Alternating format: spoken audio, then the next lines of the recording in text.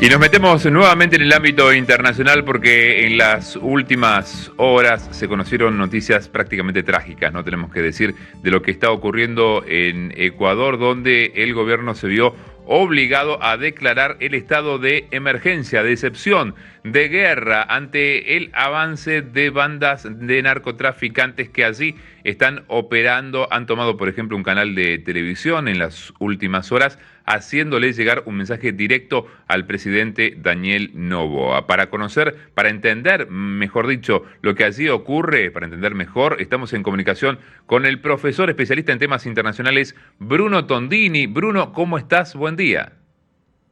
Buen día, Néstor, a vos, a todos los oyentes y televidentes de Radio María. Y bueno, vamos a hablar sobre este hecho que realmente no nos llama la atención, porque ya hemos hablado en dos oportunidades en el año pasado, y bueno, y vemos lo que sí, un recrudecimiento de la violencia, un síntoma que estamos abordando cada vez más en forma más habitual en este espacio, pero que bueno, se nos va acercando y que bueno, es a tener en cuenta para lo que puede llegar a ser un futuro en esta región. Claro, bien. Bueno, tiene que ver con el impacto, como bien decís, de esta noticia, de esta información en nuestra región. El presidente Daniel Noboa ha declarado el estado de, y aquí te doy tres alternativas, vos nos dirás cuál es la correcta: emergencia, excepción o guerra. Bueno, las tres sirven porque hay una que es formal, que es la del estado de excepción, y la realidad es que políticamente el estado es de guerra, ¿sí? Por eso, en definitiva, para ser gráfico, es lo que implica la aparición del ejército en las calles, ¿sí?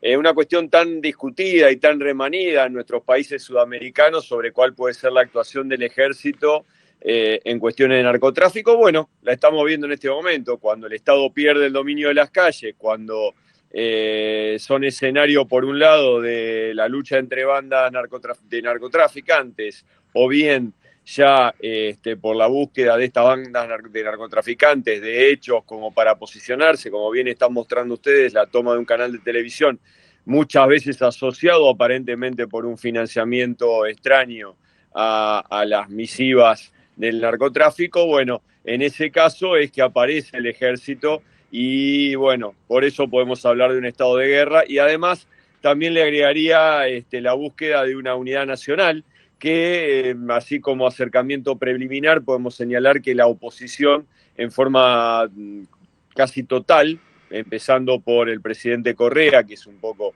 el más conocido por nosotros los argentinos, ha brindado un apoyo irrestricto, ¿sí? Señalando que incluso las diferencias políticas se discutirán al día siguiente del triunfo del Estado contra estas bandas de narcotraficantes. Claro. Y el presidente Noboa, que no hace tanto que está en la gestión de gobierno, que tiene tan solo un poco más de un año al frente del mismo y que puede pedir elecciones anticipadas. Bueno, ya lo hablamos, incluso Noboa es fruto de elecciones anticipadas, sí, en realidad de un estado, llamémosle así, de modificación que el expresidente Lasso hiciera, sí, al declarar la muerte conjunta, llamémosle así, del Poder Ejecutivo y del Legislativo, sí, al disolver el Congreso, convocar a nuevas elecciones y generar todo un nuevo contexto político. Esto fue, digamos, lo que determinó que el actual presidente llegara al poder hace poquito, el 23 de noviembre, y bueno, no teniendo 2 meses en el poder, se encuentra con esta crisis que, como dicen algunos, le explota en la cara, pero que en realidad es un poco lo que se predestinaba como que iba a ocurrir. Claro. ¿Y qué pasa con el señor que estamos viendo ahora en pantalla? Con José Adolfo Macías, alias Fito, que se dice es uno de los líderes de una de las bandas más importantes de narcotráfico que tiene Ecuador, como son los Choneros. Sí, bueno, Fito realmente, llamémosle así por su alias, ha sido el que ha generado un poco con su evasión de una de las cárceles más importantes de Ecuador, el inicio de este estado de emergencia o de excepción. Sí, en definitiva, él es el líder de una banda, Los Choneros, que hasta hace un año atrás un poco dominaba la escena de las bandas narcos, comandando un poco una confederación, y bueno, hoy lamentablemente esto no se produce, no se genera, hay una disolución de los distintos grupos, sí, sobre todo los que tienen por allí los Lobos, que tienen relaciones con el cártel de Jalisco, los choneros están con el cártel de Sinaloa. Sí, o sea, en definitiva es una pelea de bandas narco que arranca en México digamos, por el mercado de la cocaína. Y bueno, en definitiva esto es lo que ha generado hoy también que no solamente sea, como decimos, una disputa de bandas narco contra el Estado, sino entre las propias bandas a ver quién tiene más poder. Y bueno, por eso vimos la toma del canal de televisión y bueno, y los tiroteos en el centro de Guayaquil, que como bien se señala por ahí, es el tercer puerto más importante de América del Sur. En el tráfico legal estamos hablando obviamente, ¿no?, de contenedores, para señalar un ejemplo, y que bueno, obviamente Guayaquil tiene esa primacía para el mercado de la cocaína, que bueno, que toda banda que se precie como tal quiere controlar, y bueno, y de allí tenemos los tiroteos que se están generando allí en el centro de la ciudad. Claro. ¿Y qué ocurre hablando de Fito, ¿no? ¿Qué ocurre en su vínculo con nuestro país, con Argentina? ¿Existe esto? Vos decías que esta banda de narcotraficantes tiene su origen en México, su vínculo allí. ¿Llega hasta la Argentina? Bueno, es una muy buena pregunta, y no por usar un cliché. Algo que tenemos que rescatar de Ecuador es que la información y el entendimiento de las bandas ha sido desarrollada a sangre y fuego, obviamente, por el periodismo y por investigadores y por el propio Estado.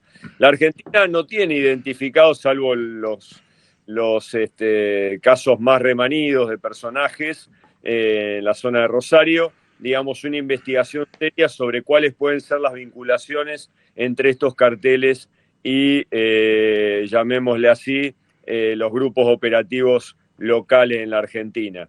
Sí, sin duda, la debe haber, porque esto que decimos porque se habla en el decreto de una frase muy, muy utilizada en materia del derecho, que es los grupos de delincuencia transnacional organizada. ¿Sí? Esta es una problemática que está en un tratado internacional, en la Convención de Palermo, la enseñamos en la facultad de inicio del 2000, justamente donde a partir del Plan Falcone de Naciones Unidas se tomó conciencia sobre esto de los grupos delincuentes organizados a nivel internacional.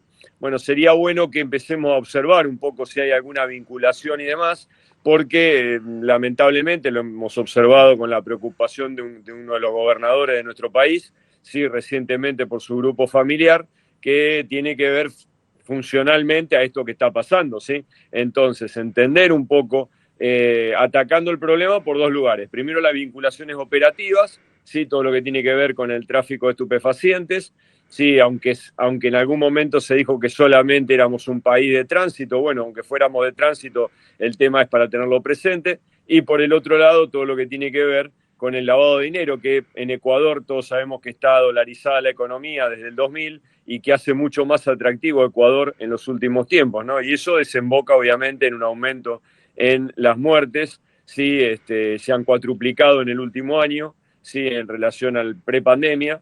Y bueno, y eso tiene que ver fundamentalmente con que estos grupos cada vez tienen mayor violencia. Bueno, muchísimas gracias, Bruno, por este espacio, por habernos aclarado un poquito la situación de lo que está ocurriendo allí en Ecuador. Vamos a seguirla atentamente desde aquí y agradecerte también por todo el tiempo en que nos has acompañado a lo largo del año pasado y también en los inicios de este año. Bueno, de la dinámica de los temas, del tema de hoy, la preocupación y las imágenes que hemos visto no me han permitido saludarlos por el inicio de año, un inicio de año convulsionado. Si hubiéramos abordado también lo que está ocurriendo allí en Oriente Medio, también hubiera sido de una violencia importante. Pero bueno, simplemente para terminar este tema, recordarle que no es un tema que esté lejos a los argentinos, ¿sí? No lo quiero dar con un dato, una anécdota, una declaración, como puede ocurrir con lo del gobernador, sino pensar que estos fenómenos no son de hace 5 minutos para atrás. Hablábamos del Plan Falcón, estábamos hablando del 2000, ¿sí? El narcotráfico está instalado en nuestra Sudamérica desde hace muchísimos años, más de 4 o 5 décadas, ¿sí? Hay que tener presente que eso afecta a generaciones de jóvenes, ¿sí? Y que eso es lo que tenemos que tener presente a la hora de plantearnos este tema, porque Tengamos en cuenta que hoy un trabajo registrado da muchísimo menos que trabajar para las bandas de narcotráfico en otros países y lamentablemente en nuestro país también. Entonces, eso genera corrupción, genera poca expectativa de vida, la ausencia de un proyecto de vida, que es lo que dice nuestro Santo Padre, que es fundamental para el desarrollo, ¿sí?, de una vida en paz, como siempre decimos. Así que a tomarlo con toda la seriedad, con las vinculaciones que pueda tener con nuestro país, a pesar de no ser el tema de hoy, pero a pensarlo realmente en relación a lo que está por venir. Así que lo dejamos como un inicio de una reflexión para todos nuestros oyentes y televidentes. Así es. Muchísimas gracias, Bruno. Un abrazo grande para vos. Un abrazo grande para todos y bueno, nos estaremos viendo Dios mediante en las próximas semanas. Así va a ser. Muchísimas gracias.